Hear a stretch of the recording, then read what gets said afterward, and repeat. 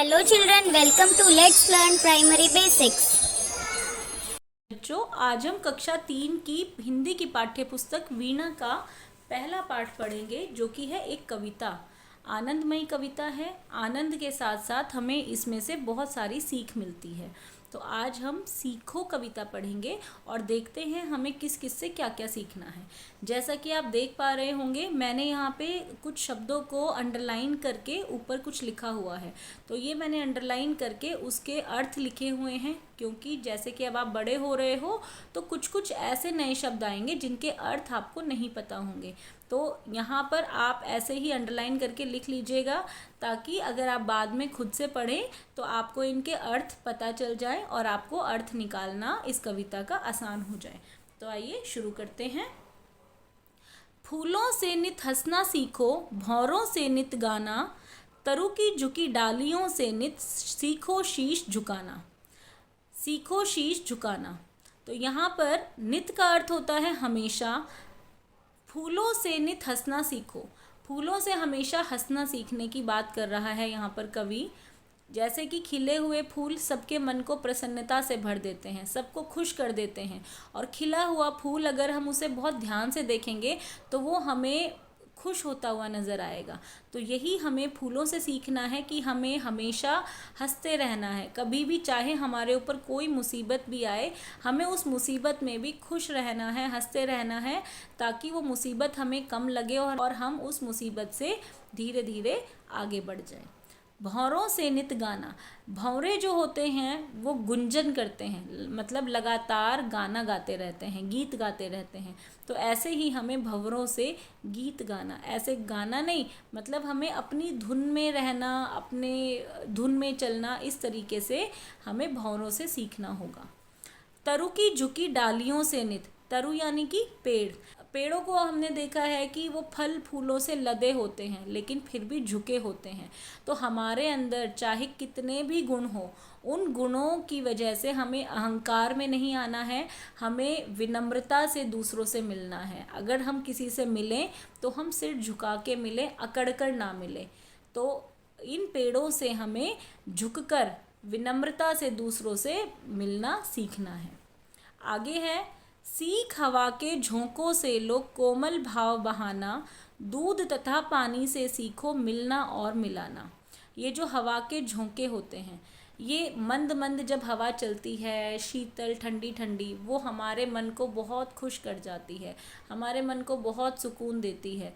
तो जिस तरीके से वो मंद मंद हवा हमें सुकून देकर जाती है, उसी तरीके से हमें जो अपने भाव हैं वो कोमलता से दूसरों के सामने प्रकट करने हैं। कोमलता से अपने मन की बातें, अपने मन के भाव दूसरों के साथ शेयर करने हैं, एक तरीके से दूसरों को बताना है। ऐसे गुस्से से हमें किसी से बात नहीं करनी, बहुत प्रेम पूर्वक दूसरों से हमें अपने भाव बांटने हैं। दूध तथा पानी से सीखो मिलना और मिलाना।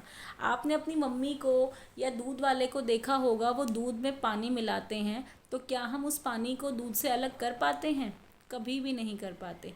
तो जिस तरीके से दूध और पानी दोनों एक दूसरे के साथ मिल जाते हैं, उसी प्रकार हमें अपने आसपास जो हमारे घर के भाई बहन हैं या मित्र हैं या हमारे आसपास रहने वाले लोग हैं, उनसे हमें मिलकर रहने की सीख लेनी है। किससे लेनी है मिलकर रहने की सीख?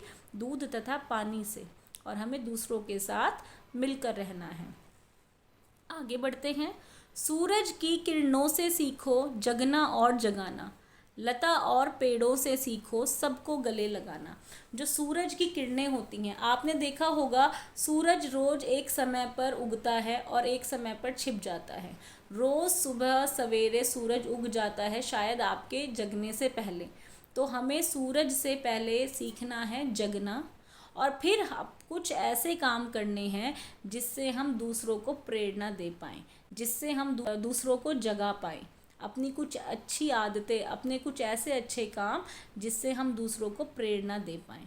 तो हमें सूरज की किरणों से जगना और जगाना सीखना होगा। पहले खुद जगना, खुद अच्छे काम करना, और फिर उन अच्छे कामों से दूसरों को जगाना या प्रेरणा देना। लता और पेड़ों से सीखो सबको गले लगाना। लता का मतलब होता है टहनियाँ। जो पेड़ों पे टहनियाँ होती हैं उन्हें हम लताएं भी बोलते हैं। तो आपने देखा होगा जिस प्रकार जो टहनियाँ होती हैं पेड़ों से बिल्कुल ऐसे घुल मिल कर रहती हैं, इसी तरीके से हमें सबके साथ घुल मिल कर रहना है। गले लगाने का मतलब प्रेम पूर्वक घुल मिलकर सौहार्द से दूसरों के साथ रहना है।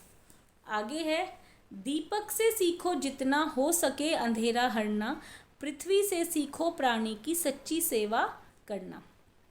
दीपक आपने देखा होगा जैसे ही दीपक जलता है उसके आसपास जो अंधेरा है वो दूर हो जाता है। हरना का मतलब दूर करना।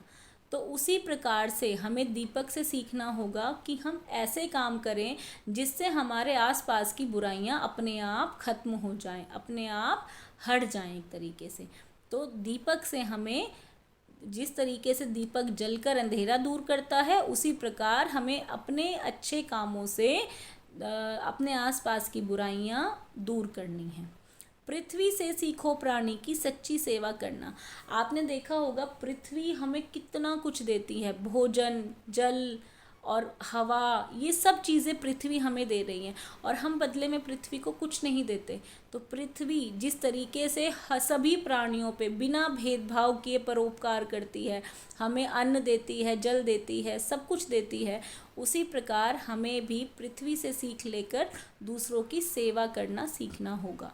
पृथ्वी को हम बदले में कुछ नहीं दे रहे हैं तो सिर्फ हम उसको दुखी कर रहे हैं, प्रदूषण दे रहे हैं, पेड़ काट रहे हैं, कितना कुछ हम बुराइयां कर रहे हैं। लेकिन फिर भी पृथ्वी क्या हमें भोजन देने से, हवा देने से, पानी देने से मना करती है? नहीं करती। तो जिस प्रकार पृथ्वी सभी लोगों को एक बराबर परोपकार करती है, उसी प्रकार से हमें भी दूसरों की सेवा करना, दूसरों पर उपकार करना सीखना होगा, खास तौर से ज़रूरतमंद लोगों को। जलधारा से सीखो आगे जीवन पथ में बढ़ना, और धुएं से सीखो हरदम ऊंचे ही पर चढ़ना। जलधारा यानी जैसे नदियाँ होती है, नहर होती हैं, आपने देखा होगा जल की जो धारा होती है वो हमेशा आगे की तरफ बढ़ती है, कभी जल पीछे की तरफ नहीं जाता। नदी हमेशा आगे की तरफ बढ़ती है, नहरें हमेशा आगे की तरफ चलती हैं। तो जिस प्रकार जल धाराएँ हमेशा आगे बढ़ती हैं, हमें भी जीवन पथ यानी इस ज़िंदगी के रास्ते पर आगे की तरफ बढ़ना है, कभी पीछे मुड़कर नहीं देखना। तो हमें ऐसे कार्य करने हैं जिससे हम हमेशा आगे बढ़ पाएँ। और धुएं से सीखो हरदम ऊंचे ही पर चढ़ना। धुएं से हमें सीखना है, जिस प्रकार धुआं हमेशा ऊपर उड़ता है उसी प्रकार हमें भी ऊंचाई की तरफ पहुंचने पर ध्यान देना है। हम ऊंचाइयां छुएं, हमें ऐसे काम करने हैं। तो धुएं से हमें यह सीख लेनी है। ये इतनी प्यारी सी जो कविता है वो श्रीनाथ सिंह जी ने लिखी है। श्रीनाथ सिंह जी इस कविता के कवि हैं। कवि होते हैं जो कविता लिखते हैं, तो ये कविता श्रीनाथ सिंह जी ने लिखी है। अब हम आगे अभ्यास की तरफ बढ़ते हैं। यहाँ पर अभ्यास कार्य में एक चित्र दिया है जिसमें हम देख सकते हैं कि पेड़ भी हैं, बहता हुआ जल भी है, नदी कह सकते हैं, पहाड़ भी है, उगता हुआ सूरज है, पंछी हैं, फूल हैं, तो कई सारी चीज़ें हैं। तो हमसे पूछा गया है आपको इस चित्र में क्या क्या दिखाई दे रहा है। तो इस चित्र में हमें फल से लदे पेड़, क्योंकि इन पेड़ों पर बहुत सारे फल लगे हुए हैं, आसमान में उड़ते पक्षी, ये आसमान में उड़ रहे हैं पक्षी, बहती हुई नदी, ये नदी आगे की तरफ बह रही है, पहाड़ है, उगता हुआ सूरज भी यहाँ दिखाई दे रहा है। आगे बढ़ते हैं। अब हमसे आगे प्रश्न पूछा है इनमें से कौन सी वस्तुएं आप प्रतिदिन देखते हैं। तो इनमें से सूरज हम रोज़ देखते हैं, पेड़ पौधे पक्षी ये सब हम रोज़ देखते हैं। यदि आप नदी के पास रहते हैं तो आप नदी लिख सकते हैं, यदि आप पहाड़ी क्षेत्र में रहते हैं तो आप पहाड़ लिख सकते हैं। तो जिस जगह पर भी आप रहते हैं उस जगह के अनुसार भी आप इसमें शब्द जोड़ सकते हैं। आगे है उगते हुए सूरज को देखकर आपके मन में किस प्रकार के भाव आते हैं। तो ये जो प्रश्न है ये मैंने कॉपी में किया है क्योंकि इसमें आता नहीं, तो आप भी इस तरीके से डेट डालकर और टॉपिक डालकर शुरू कर सकते हैं। उगते हुए सूरज को देखकर मेरा मन कुछ नया काम करने को ऊर्जा और स्फूर्ति से भर जाता है। ऊर्जा मतलब एनर्जी और स्फूर्ति मतलब ताजगी। ऊर्जा और स्फूर्ति से भर जाता है, क्योंकि जब नया दिन उगता है तो हमें लगता है कि आज तो नया दिन निकला है, पुराना सब कुछ भूलकर हमें आगे बढ़ना चाहिए। आगे प्रश्न है, रंग बिरंगे फूलों को देखकर आपको कैसा लगता है? तो रंग बिरंगे फूलों को देखकर मेरा मन खुशी व प्रसन्नता से भर जाता है। मैं बहुत खुश हो जाती हूँ खिले हुए फूलों को देखकर और उनकी खुशबू सूंघकर। आगे है, किससे क्या सीखें, मिलान कीजिए। यहाँ पर हमें चित्र दिए गए हैं और यहाँ पर क्या सीखना है वो दिया गया है। तो आइए देखते हैं हमें किससे क्या क्या सीखना चाहिए। यहाँ पे सूरज है, सूरज से हमें क्या सीखना था? सूरज से नित सीखो जगना और जगाना। तो हम इस तरीके से इसको इधर से मिलान कर देंगे। फूलों से हमें क्या सीखना था? फूलों से नित हंसना सीखो। तो फूलों से हम हंसना सीखेंगे। आगे है दीपक, दीपक से क्या सीखना था? अंधेरा दूर करना, क्योंकि दीपक अंधेरा दूर करता है जलकर। भंवरों से क्या सीखना था? भंवरों से नित गाना सीखो। तो भंवरे गीत गाते हैं, तो हमें भंवरों से गीत गाना सीखना है। पेड़, पेड़ क्या करते हैं? पेड़ शीश झुकाना, पेड़ तरुवर से सीखो शीश झुकाना, क्योंकि पेड़ फल फूलों से लदकर भी शीश झुकाए रहते हैं। तो हमें शीश झुकाना सीखना है। और ये है बहता हुआ जल, और बहता हुआ जल हमें क्या संदेश देता है? जीवन में सदैव आगे बढ़ना, जैसे हम अभी बढ़ रहे हैं। तो ये हमने मिलान किया है। अब आगे बढ़ते हैं। आगे ये प्रश्न है, कविता में किससे सीखने की बात आपको सबसे अच्छी लगी? उसका चित्र बनाइए और नाम लिखिए। तो कविता में बहुत सारी चीज़ें थी जिनसे हमें सीखना था। पेड़, सूरज, दीपक, जलधारा और पानी और दूध, तो बहुत सारी चीज़ें थी। आपको जिसकी भी बात सबसे अच्छी लगी आप अपनी पसंद के अनुसार उसका चित्र बना सकते हैं और उसका नाम भी लिख सकते हैं। अब आगे बढ़ते हैं। अब हमें ये बताना है, पढ़िए और बताइए कि यह भाव कविता की किस पंक्ति में आया है। तो यहाँ पर पहला है, पेड़ों की झुकी डालियों से हमें यह सीखना है कि हमें हमेशा विनम्र रहना चाहिए। तो ये हमें पेड़ों से सीखना है। तो जो लाइन है, तरु की झुकी डालियों से नित सीखो शीश झुकाना। यहाँ पर आप देख सकते हैं, तरु की झुकी डालियों से नित सीखो शीश झुकाना। आगे है, हवा के झोंकों से हमें सीखना है कि हम हमेशा कुछ न कुछ काम करते रहें। तो हवा के झोंकों से हमें कहाँ सीखना था? यहाँ पर, सीख हवा के झोंकों से लोग कोमल भाव बहाना। तो यही हमने यहाँ पर लिखा है, आप भी लिख सकते हैं अपने अभ्यास कार्य में इस तरीके से। आगे है, नदी नहर से हमें सीखना है कि जीवन आगे बढ़ने का नाम है और हमें आगे बढ़ते रहना चाहिए। तो यहाँ पर एक पंक्ति आई है, जलधारा से सीखो आगे जीवन पथ में बढ़ना। तो हमने यही लिखा है, जलधारा से सीखो आगे जीवन पथ पर बढ़ना। अगले पेज पर अगर हम आएंगे तो हमें यहाँ पर प्रश्न दिया गया है, सूरज से जगना और जगाना सीखने की बात कही गई है। हम सूरज से और क्या क्या सीख सकते हैं? कोई दो बातें लिखिए। तो सबसे पहले तो सूरज दूसरे लोगों का अंधेरा दूर करता है। तो हम सूरज से लोगों के कष्ट दूर करके उनके जीवन में उजाला भरना सीख सकते हैं। और दूसरा है, सूरज हमेशा एक समय पर उगता है, सवेरे उगता है, कभी भी रात को नहीं उगता। तो सूरज से हम नित्य समय पर काम करना सीख सकते हैं, क्योंकि सूरज नित्य प्रतिदिन रोज़ एक समय पर उगता है। आगे है, लता और पेड़ों से एक दूसरे के साथ प्रेम और सद्भाव की बात सीखने के लिए कहा गया है। इनसे हम और क्या क्या सीख सकते हैं? कोई दो बातें लिखिए। तो लता और पेड़ों से हम परोपकार करना सीख सकते हैं। पेड़ हमें इतनी सारी चीज़ें देते हैं, फल देते हैं, फूल देते हैं, भोजन देते हैं, लकड़ियाँ देते हैं, हवा देते हैं। हवा के बिना हम जी नहीं सकते, तो वो हम पर परोपकार कर रहे हैं, बहुत बड़ा उपकार कर रहे हैं। तो लता और पेड़ों से हमें परोपकार करना सीखना चाहिए और उनसे हम दूसरों के साथ मिलकर बढ़ना सीख सकते हैं। पेड़ और लताएं एक साथ बढ़ती हैं, तो दोनों मिलकर बढ़ती हैं। तो इसी तरीके से हम दूसरों के साथ मिलकर बढ़ना सीख सकते हैं। आगे है, हम सभी में कोई ना कोई विशेषता अवश्य होती है। आप अपने सहपाठी की कौन सी बात सीखना चाहते हैं? तो ये आप अपने सहपाठी के साथ, जिसके साथ भी आप रहते हैं, उसके अंदर जो भी अच्छी बात है वो देखकर अपने शब्दों में लिख सकते हैं। आगे है भाषा की बात। यहाँ पर कुछ शब्द दिए गए हैं और यहाँ पर उनके अर्थ दिए गए हैं, क्योंकि अब आप बड़े हो गए हो, आपको अर्थ आने चाहिए। तो तरु का मतलब होता है पेड़, शीश का मतलब होता है सिर, पृथ्वी का मतलब होता है धरती, हरना का मतलब होता है दूर करना, और पथ का मतलब होता है रास्ता या मार्ग। ये शब्द आप याद भी कर सकते हैं, क्योंकि अब आपको अपना शब्द भंडार बढ़ाना होगा। ऊपर दी गई सूची को ध्यान से पढ़िए, इनमें से कोई 2 शब्द लेकर वाक्य बनाइए। मैंने 2 शब्द लेकर वाक्य बनाए हैं, आप भी इनमें से अपनी पसंद से कोई भी शब्द लेकर वाक्य बना सकते हैं।